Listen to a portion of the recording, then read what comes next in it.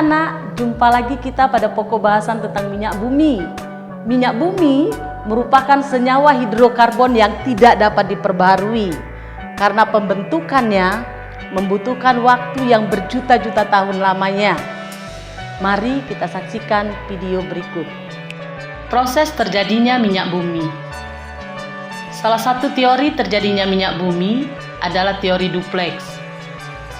Menurut teori ini, minyak bumi terbentuk dari jasad renik yang berasal dari hewan atau tumbuhan yang telah mati. Jasad renik tersebut terbawa air sungai bersama lumpur dan mengendap di dasar laut.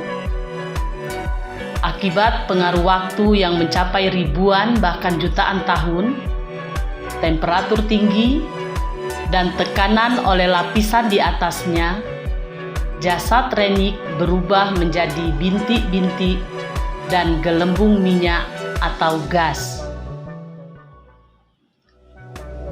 Lumpur yang bercampur dengan jasad renik tersebut kemudian berubah menjadi batuan sedimen yang berpori, sedangkan bintik minyak dan gas bergerak ke tempat yang tekanannya rendah dan terakumulasi pada daerah perangkap atau trough yang merupakan batuan kedap. Pada daerah perangkap tersebut, gas alam, minyak, dan air terakumulasi sebagai deposit minyak bumi. Rongga bagian atas merupakan gas alam, sedangkan cairan minyak mengambang di atas deposit air. Minyak mentah atau crude oil merupakan cairan hitam yang kental yang tidak bisa langsung kita gunakan, tetapi harus melalui pengolahan. Nah, pengolahan minyak mentah melalui dua proses. Yang pertama dengan primary processing, yang kedua secondary processing, seperti pada video berikut. Pengolahan minyak bumi dilakukan dengan dua proses. Yang pertama, primary processing. Pada tahap primary processing dilakukan destilasi bertingkat, yaitu proses pemisahan berdasarkan perbedaan titik didihnya. Hasil dari proses destilasi bertingkat, fraksi pertama menghasilkan gas yang pada akhirnya dicairkan kembali, dikenal dengan nama LPG. Fraksi kedua disebut nafta atau gas bumi. Nafta tidak dapat langsung digunakan, tetapi diolah lebih lanjut pada tahap kedua menjadi bensin atau premium atau bahan petrokimia lainnya.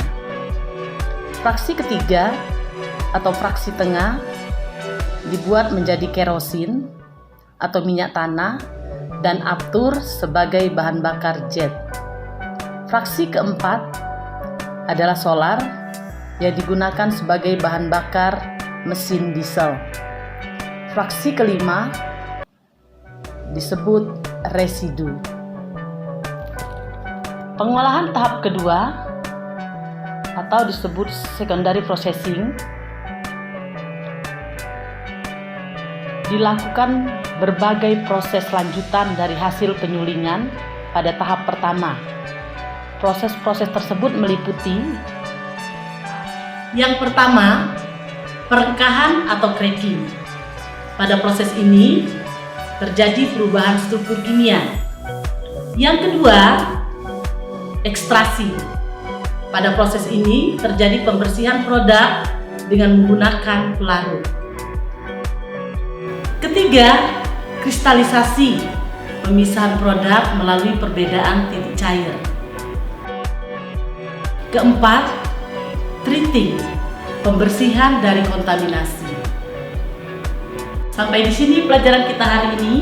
Sampai ketemu pada pokok bahasan berikutnya. Terima kasih.